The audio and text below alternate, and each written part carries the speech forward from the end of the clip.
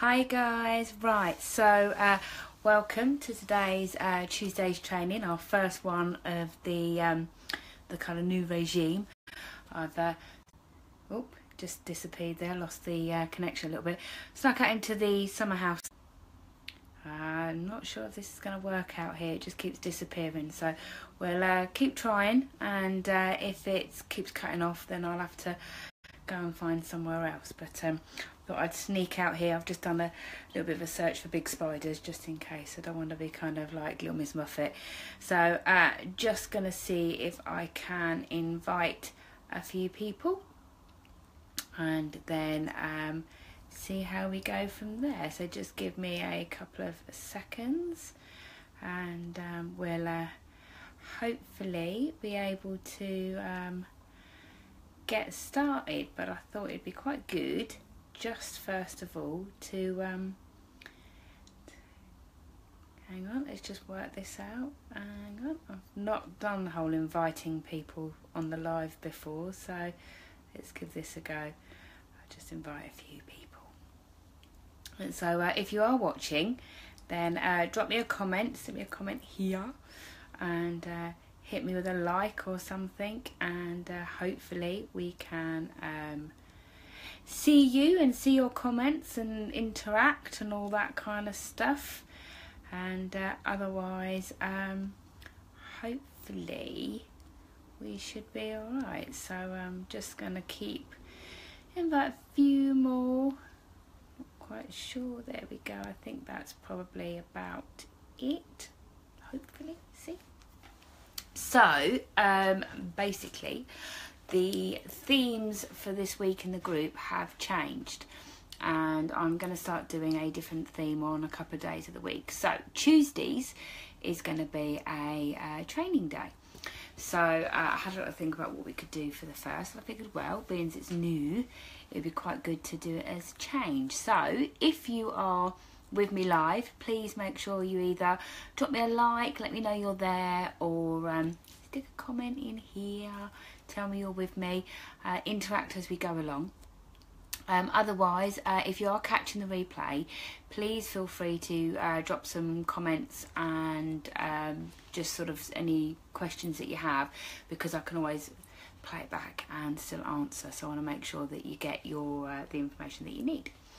So a couple of things we've changed. That it's a subject that I'm really hot on. I do like discussing change. I do like things to evolve and to be different. I don't like things being the same all the time. So I think when you come to look at from a training point of view, there are a couple of really big sort of change models that you can look at, and the biggest one is probably one of my favourites, which is the John Fisher change curve.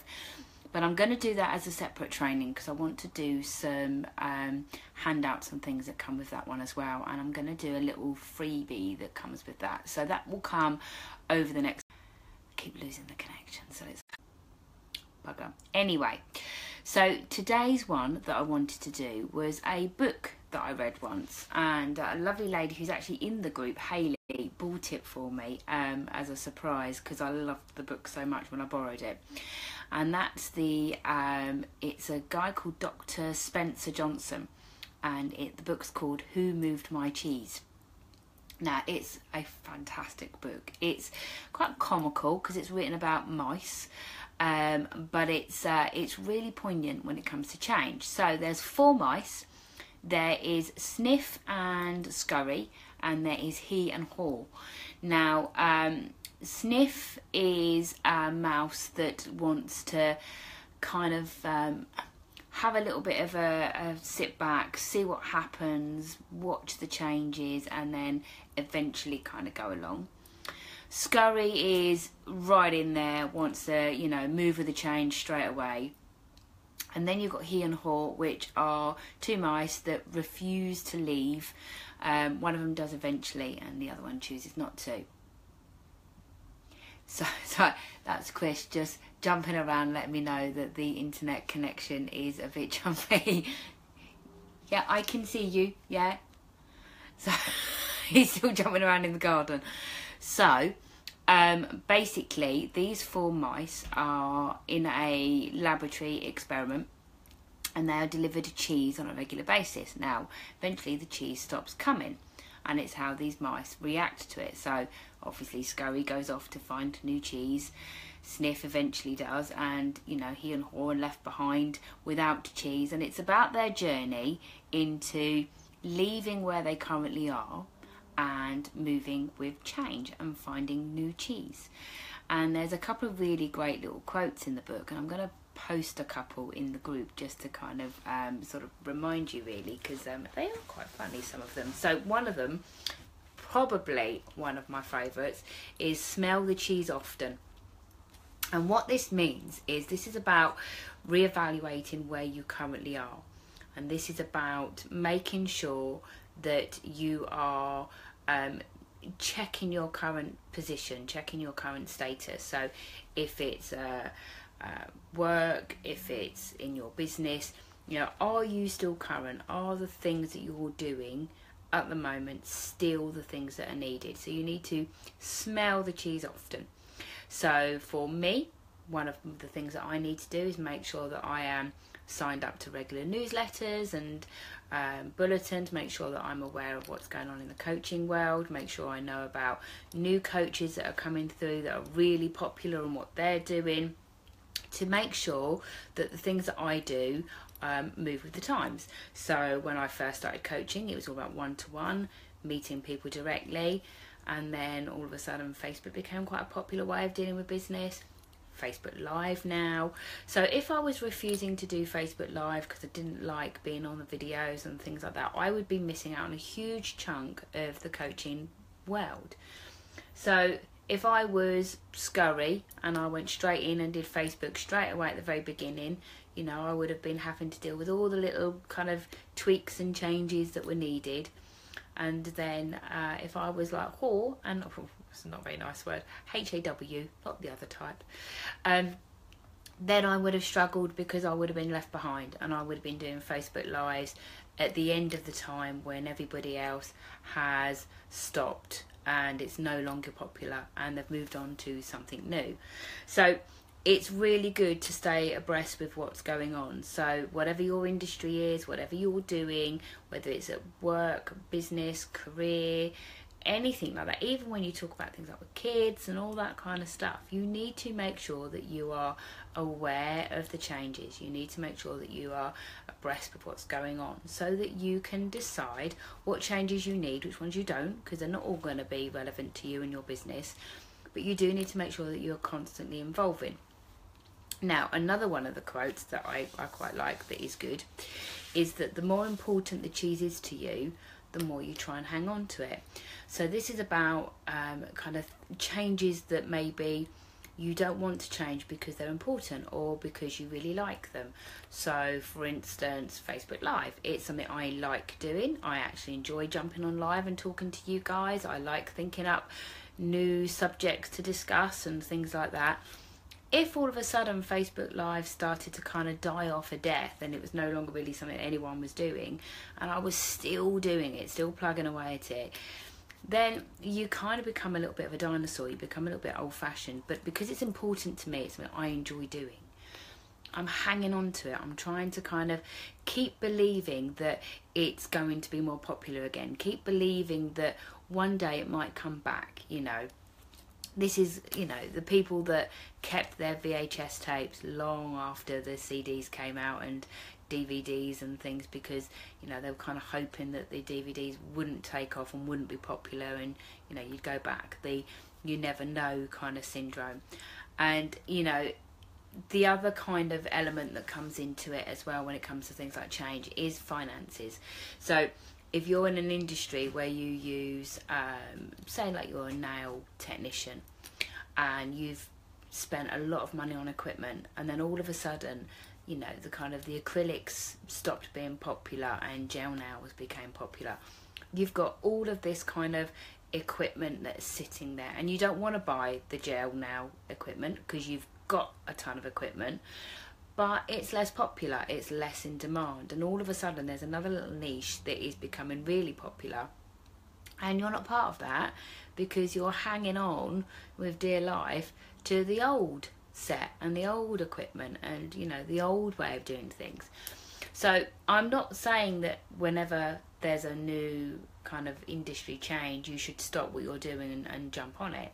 You do need to be aware of what is important to you, what is going to be good for you and your business. But that's where understanding your niche and your business is going to come into it. And if you know that your business at the moment is kind of slightly dropping off because, you know, there's been this huge change and you're not part of it, or you know nothing about it, if you've got people coming into your shop or you're going to their homes to do hair or makeup or whatever, and they're saying, have you heard about this? And you're kind of going, well, no, I don't really know anything about that. Then, you know, you're not going to look like you know what you're talking about. And, you know, that idea of being an industry expert is going to be kind of ruined because you're not keeping up with the changes, and you're hanging on to what's important to you, not what's important to your client. And at the end of the day, it's your clients who are going to kind of mold the way your business goes. You know, for me, it's what you guys need. So I provide a service to you based on helping you with your career, helping you build your new business. And if I don't stay abreast of what's new, then I can't help you, can I? I can't tell you, oh, this is how we do Facebook Lives, this is how you train to do this is how you do that. Because if I don't know, then I can't help you, which means that then I'm out of date, which means you're out of date. So you've got to be able to always know where your niche is, which is the type of people that you serve. Always know where they're going, which is really important, and make sure that you are always one step ahead. Hi Tiffany, thank you for joining, darling. I think this might be your first live with me actually, so welcome. Hello. I was just saying at the very beginning, I'm hiding out in the summer house, so I'm hoping there's no big giant spiders at the moment. I keep kind of doing a little bit of a look to one side. So we're covering change at the moment, and we're covering a book called Who Moved My Cheese. Oh, it makes me look like I've got big ears when I do that, so best not do that. So the other thing is around fear, which is more of the why we don't change. And when it comes to fear, it's about the way the book explains it is that you need to imagine new cheese. So this is about putting yourself in a position where if you went with the change, what would it look like? So when you're looking at changing your business and maybe things have started to slow down and it's not going the same way it used to be, and you haven't yet moved and changed the way you're doing things, you've got to sit back and you've got to look at what would that change look like to me and my business. So would it increase your sales? Would it increase the type of people that you're working with? Would it expand your niche? Would it put you out of your comfort zone? Would it be something that you need to go and get trained in now? Would it be something that actually you wouldn't like doing? So if you were a coach but you didn't want to do videos, Facebook Live for you would be the worst change ever. But you need to think, okay, so how is this affecting my niche? How is this affecting my business? And if you still decided that you didn't want to do it through fear, then unfortunately you're going to be kind of held back, and you know you're going to struggle to move with the next step and the next step, because you've kind of got this big gap in your knowledge and in your business. So sometimes our fear of doing things holds us back from making the changes we need. So when it came to doing Facebook Lives, I'd never done anything like that before. I didn't even really like videos. I hated the sound of my voice. You know, so a year ago to do something like this, there would have been no way in hell I would have done it. But I did a challenge with another group, and the group leader was saying, you know, Facebook Lives are really going to take off. They are the way forward. And I thought, oh, no, I can't, you know, no, I don't think so. It's not really me. So she kind of challenged me to do a couple of lives in her group and see how it went. And I did one live, and I absolutely loved it, which is really weird because, again, hated my voice, hated videos.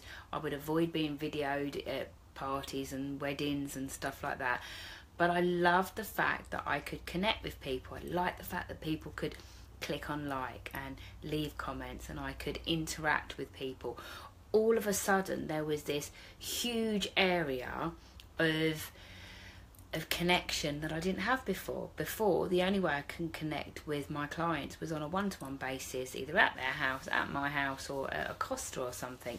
All of a sudden I was talking to people in Australia, Toronto, America, you know, India. It was amazing. I was having these great conversations with these female entrepreneurs, and they were all over the place, and I loved that. So I was very lucky, because the change was something that I actually enjoyed doing, that I was comfortable doing, and that I ended up being okay at. I could do it, I was good. But the first day, I was frightened of it. I feared it. I was crapping myself. So fear can be the biggest thing that holds you back from change.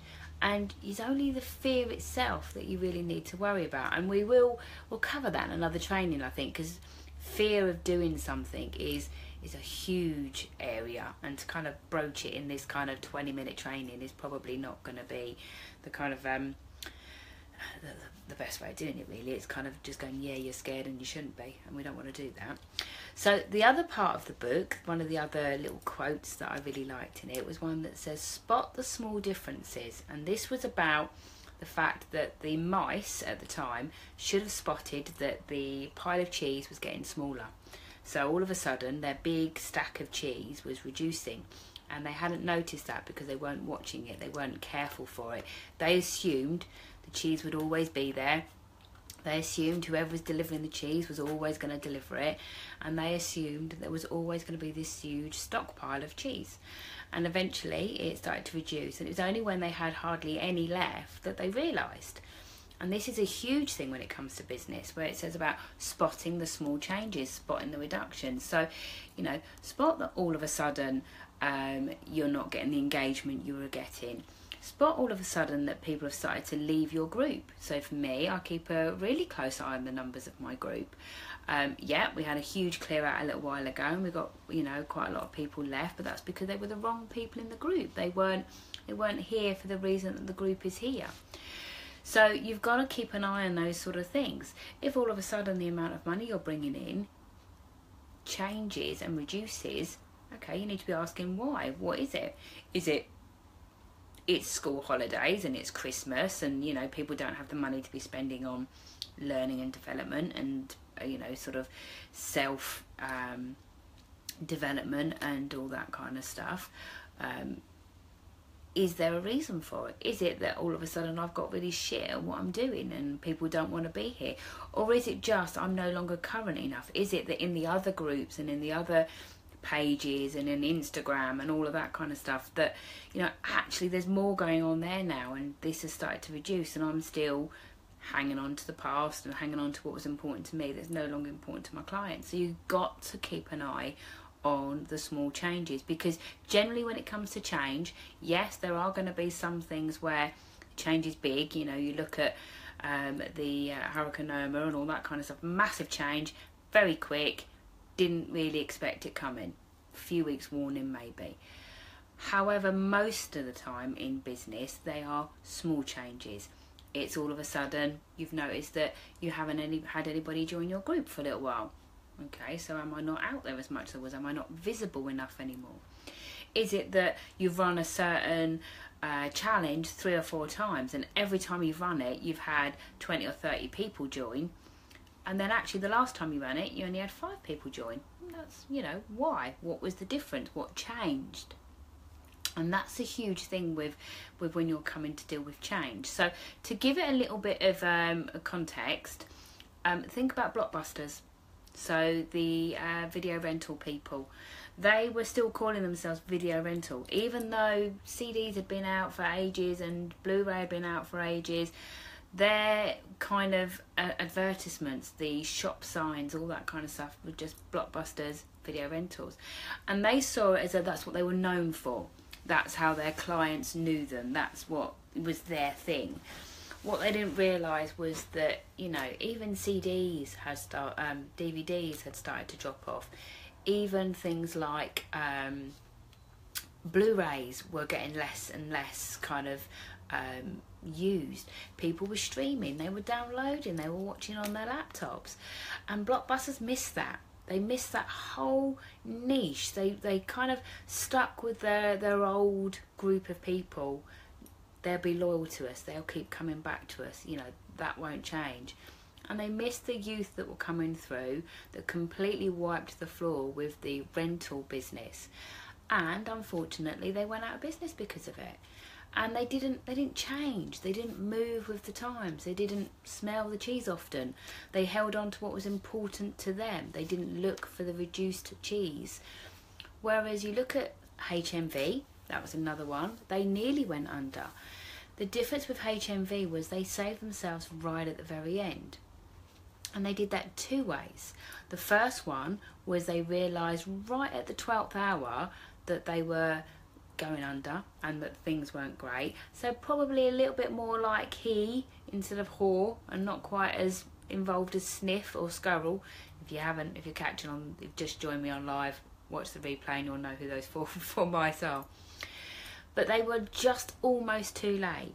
But they did manage to turn it around, and they did manage to start doing more. But the second thing that they had was they did have loyalty. And that was the big thing that they had that probably Blockbusters didn't. With HMV, what they had was they had great staff, and they had people that actually liked the shop. People that actually liked still being able to go in and buy from them. And they petitioned to keep the shops, and they petitioned to keep the company going, and they won, and it worked out. Very lucky, skin in their teeth kind of stuff. And they were, because let's face it, lots of companies have not been as lucky. But you go into HMV now, and they are selling t-shirts, cups, not just CDs. They're doing DVDs, they're doing big offers, the 5 for 20 quid and stuff. They are still hanging on to what's important to them a little bit, but they are beginning to make that change. They are making that turn, and they are learning from their mistakes. Now you look at Game, the gaming company, obviously. If you look at them, they have caught the change very early. So they were all about the games, all about the computer games, PS3s, PS1s, Ataris, GameCubes, all of those kind of things back in the day, and then all the new ones. They make sure that they are stocking the brand new Xboxes and all that kind of stuff when they first come out. Immediately they started to stock the gift cards where you could buy your online cards to play your online Xbox and stuff. But very soon the shops closed and got refurnished and reopened within a small window of time, and they've now got the VR systems in, and they've got little rooms that you can go in where you can play with your mates. They've kind of brought in that the kind of arcade back from the early years, but into a kind of VR where you can actually go into game now, put the VRs on and play your interactive games and things like that. They've picked up that those VRs were going to be really popular, and instead of just waiting and, you know, being a little bit like Sniff and seeing how it went, they went straight in there like Scurry. They're like, do you know what, actually we could own this market. We could be the first and only to do this. And they did it. And, you know, they've probably saved themselves from, you know, going under, because you look at places like Amazon and stuff now, even Xbox, that you can download so many games. These Kodi boxes where you can download games. Okay, a lot of it is kind of pirated and it's not legal, and there's all these different laws around it, but people are doing it, and the shops aren't where it's at now. Look at the TV shows, you know, Sky and things like that. They were huge, really holding the market. And then these little boxes came out where you could just watch any program you want, movies whenever you want, anytime. And places like Argos started to sell them. They were flying off the shelves. So companies like BT, they've jumped on that, and they are connecting themselves to them. Sky were the opposite. They were still hanging on to them and their boxes and what they do. And they've just updated it all. They're lowering their prices. Now they've brought out a loyalty scheme for their current clients, their customers. They're now saying, if you are already a customer for Sky, you're going to get all these new things and all these wonderful kind of loyalty packages and these free gifts at Christmas and all this to hang on to their current clients. And now with the box sets, you know, they are, I'm losing the connection again, so I think it's it looks to be every time a bit of a dark cloud goes over. So that's kind of what I wanted to cover really for a little bit of change, was this book, the Dr. Spencer Johnson's Who Moved My Cheese. I suggest you go and buy it. I'm not affiliated to it, probably should be really. I do tell absolutely everybody about it. It's a fantastic book and it's easy to read. It is literally 50 odd pages. You could read it in a day, couple of days, but it's got some real good moments in it, a little bit of light bulb moments, a lot of clarity in there, where if you're somebody who fears change a little bit, you're a bit of a sniff or a he, then, you know, it's a great book for you. If you're a whore, not the horrible whore, a H-A-W whore, then you need to get the book. You need to read it. You need to learn it.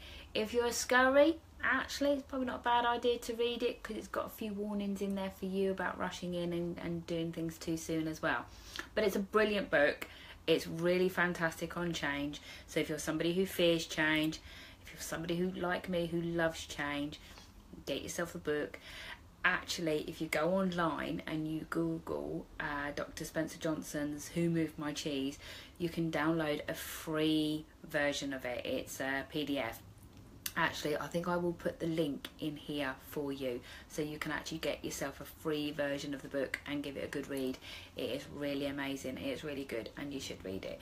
So that's today's Tuesday training. I'm going to stick a few little pictures in as well for those of you that maybe can't watch the whole live. I have lost connection a couple of times, so hopefully you've been able to see it all. But when it comes to change, don't fear it.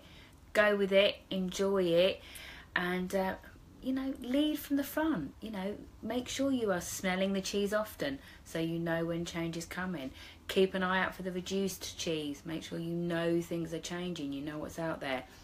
Don't hang on to the cheese just because it's important to you. You know, all of those little tips are really, really important. And if you can follow those little tips, then change is going to be easy. It's going to be something you can master. So hopefully that's been helpful. Like I said, I will do a big version of change with the change model, because it is my favourite, and I will do some stuff around fear as well over the next couple of weeks. So I'll put some links in the comments here, and please have a look at them. I'll put the book link in there, and I'll also put a link in there for some other bits and bobs as well. And if you do find that after the book you're still fearing change and you're still having problems, give me a shout. Jump on a discovery call with me. We can have a free hour, just not 3 hours, a free hour. We can have a chat, we can talk through it, I can help you understand it. But don't sit and just fear it, embrace it. Anyway, have a lovely Tuesday evening. I'm going to nip back indoors because it's bloody freezing out here. Have a lovely evening. Take care, guys. Bye.